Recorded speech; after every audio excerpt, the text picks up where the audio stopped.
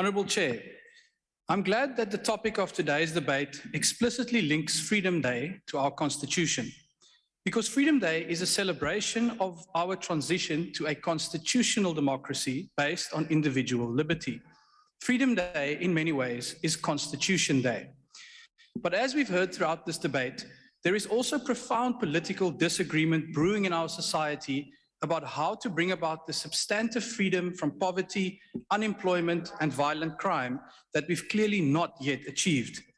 On one side are those who recognize that we've not achieved these meaningful freedoms because the governing party has failed to live up to the task outlined to it in the Constitution.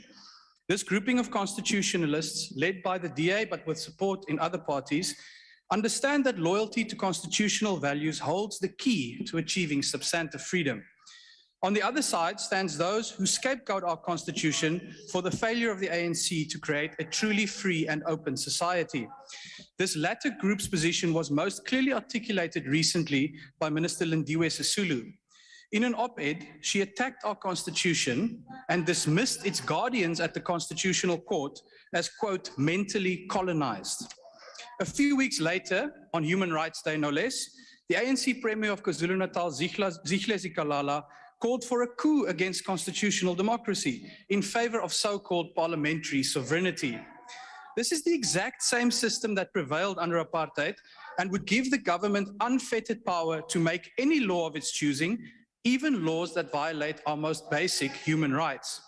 Although many high-profile ANC leaders from the RET faction clearly fall into this anti-constitutionalist camp, its vision is still most clearly articulated by the EFF, which has long led the assault on our Constitution.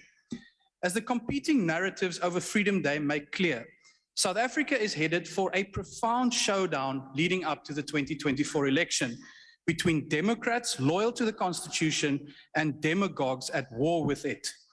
A win for the Democrats will usher in a new DA coalition government that will restore South Africa to the constitutional path, because we understand that the Constitution and the rule of law is not an obstacle to ending poverty and unemployment, but holds the key to doing so.